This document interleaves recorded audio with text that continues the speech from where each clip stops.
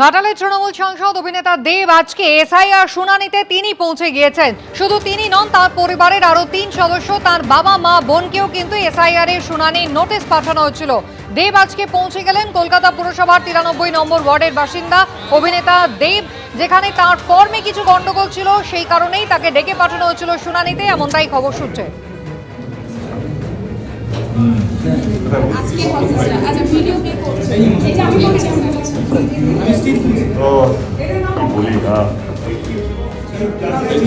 আমাদের দেশটা হচ্ছে পৃথিবীর সবচেয়ে বড় ডেমোক্রেসি একটা দেশ। এখানে নির্বাচন হচ্ছে শুধু একটা নির্বাচনের একটা উৎসব।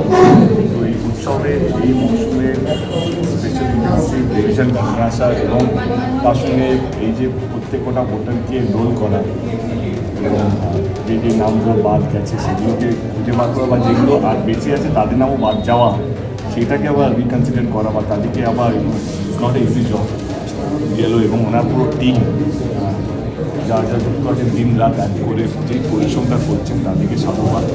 আমার অনুরোধ একজন সিটিজেন হিসেবে কি প্রত্যেকটা মানুষ যারা বেঁচে আছেন, যারা শহরের নাগরিক, যারা রাজ্যের নাগরিক, তারা যেন তাদের ভোটের অধিকারটা যেন পায়। আমি এটুকুই জানতে চাই কি, আমার কাছে অনেকগুলো মেসেজ এসছে কাল থেকে, যবে থেকে আমার নামটা অ্যানাউন্স হয়েছে স্যার আমাকে যেতে হবে। অনেক সিনিয়র সিটিজেনরা আছে, তারা বলছে কি আমরা একা থাকি, কী করে যাব, কোথায় লাইন লাগাবো, কী করবো।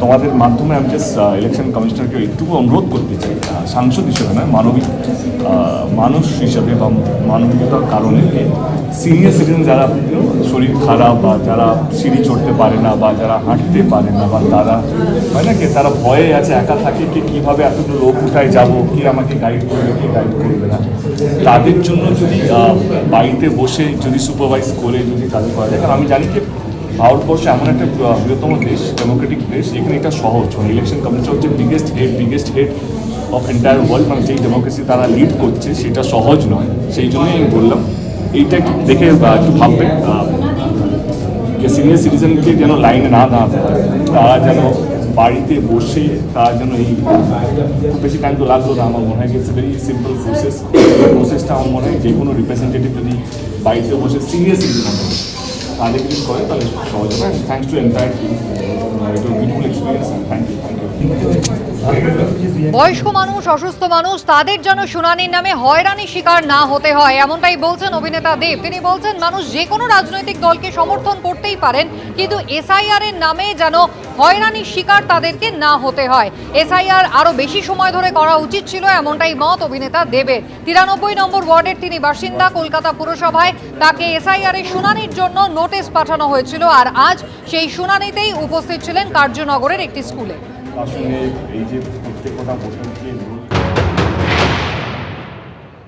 কার্যনগর স্বর্ণময়ী বিদ্যাপীঠ, এখানেই হিয়ারিংয়ের জন্য ডাকা হয়েছিল অভিনেতা এবং সাংসদ দীপক অধিকারী ওরফে দেবকে।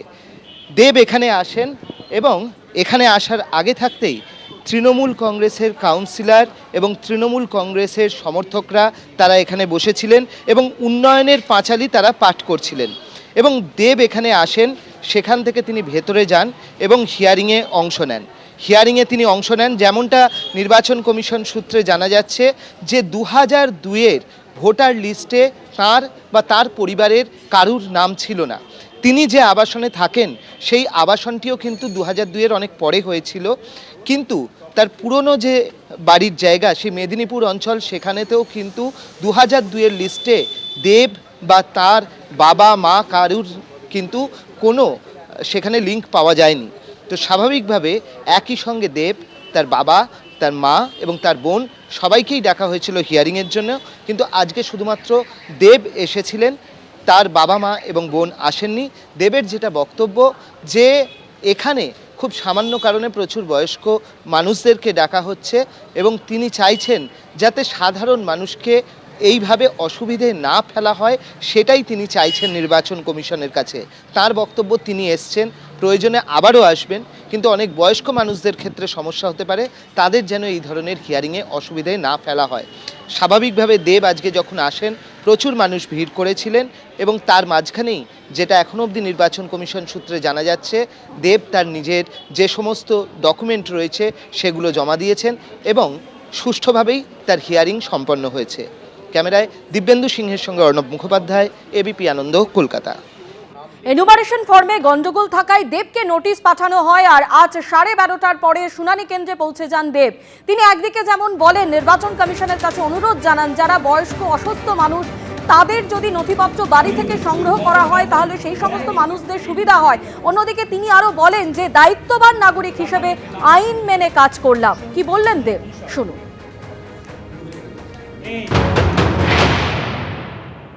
রেসপন্সিবল সিটিজেন হিসেবে যেটা ল অফ দ্য ল্যান্ড যেটা হওয়ার কথা আমি সেটা ফলো করলাম এবং যা যা নথি দরকার নিজেকে প্রমাণ করার জন্য কি আমি এই শহরের নাগরিক, এই রাজ্যের নাগরিক, সেটা আমি করলাম।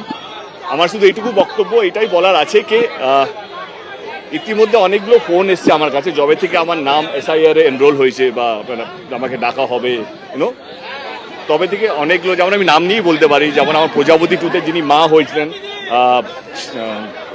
তিনি আমাকে ফোন করলেন করে বললেন কি সে একবার ফর্ম ফিল আপ করতে এসে 3 ঘন্টা হ্যারেস হয়েছে, তা একা থাকেন, তার বোনও একা থাকেন, তারা সিনিয়র সিটিজেন। আমার মনে হয় কি যেহেতু আমাদের দেশে সবচেয়ে বড় উৎসব হচ্ছে নির্বাচন এবং পৃথিবীর সবচেয়ে বড় ডেমোক্রেটিক কান্ট্রি হচ্ছে ভারতবর্ষ।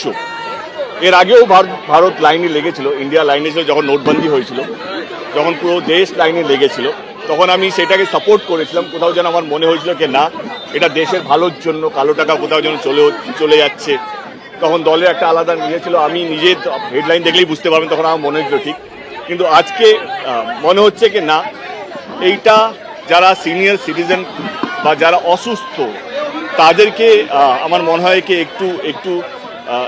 একটু রিলিফ দেওয়া দরকার। কারণ একজন যে 50 বছর একটা বাড়িতে থাকে তাকেও প্রমাণ করতে হচ্ছে, কিন্তু সে একা থাকে, শরীর খারাপ, সে আসতে পারছে না। আমি কথাটা কেন বলছি, কারণ নোটবন্দির সময় বলতে পারিনি, কারণ নোটবন্দির সময় আমরা ইকোনমিক্যালি এত বড় কান্ট্রি নই, কিন্তু হ্যাঁ যখন নির্বাচন হয়, যখন ইলেকশন হয়, যখন ডেমোক্রেসি নিয়ে কথা বলতে পারি। আমার মনে হয় ভারতবর্ষের সবচেয়ে বড় গর্ব হচ্ছে আমাদের ডেমোক্রেসি। সেইখানে আমার মনে হয় কি নির্বাচন কমিশনকে একটাই অনুরোধ, দেব অ্যাজ এ সাংসদ হিসেবে নয়, দেব মানবিক কমন ম্যান হিসেবে মানবিকতার কারণে আমি জাস্ট এইটুকু অনুরোধ করতে চাই নির্বাচন কমিশনকে, যেহেতু আমাদের দেশটা বৃহত্তম একটা ডেমোক্রেটিক একটা দেশ, নির্বাচন একটা উৎসব, যারা নির্বাচনে পার্ট নেয় তাদের কাছে একটা গর্বের ব্যাপার। যা আমি ভোট দিয়েছি, এখানে জ্যান্ত মানুষকে মৃত্যু ঘোষিত করানো হচ্ছে। আমার নির্বাচন কমিশনকে একটাই অনুরোধ, আমাদের মতন ইয়াং জেনারেশনের কোনো আপত্তি নেই, কিন্তু যারা সিনিয়র সিটিজেন, যারা একা থাকে বাড়িতে, যারা হাঁটুর ব্যথা, যারা ভয় পায় এতগুলো লোক দেখতে, কোথায় লাইনে দাঁড়াবো, আমি হারিয়ে যাব না তো, এরকম প্রচুর মানুষ আছে, তাদের কাছে যদি রিপ্রেজেন্টেটিভ পাঠিয়ে যদি এই ফর্ম ফিল আপের যে নিজেকে প্রমাণ করার যে দায়িত্বটা আছে সেটা যদি বাড়িতে বসে তারা যদি পায়, আমি বলছি সিনিয়র সিটিজেন 70+, 80+, যা 90+ আছেন, তাদের জন্য যদি নির্বাচন কমিশন একটু ভাবে তাহলে ভালো হবে। আর রইল কথা নির্বাচন, আমি এটুকু বলতে চাই সমস্ত দলকে এই নির্বাচনটা হচ্ছে দেশকে এক করার নয়, দেশকে ভাগ করার। আমি চাই যে সমস্ত দল তাদের নেতারা মানুষকে এক রাখার বার্তা যেন দেয়, এমন কিছু না হয় যাতে আমাদের রাজ্যের নামটা খারাপ হোক, কারণ এই রাজ্যটা দেশের বাইরে নয়, রাজ্যের নাম খারাপ মানে আমাদের দেশের নাম খারাপ।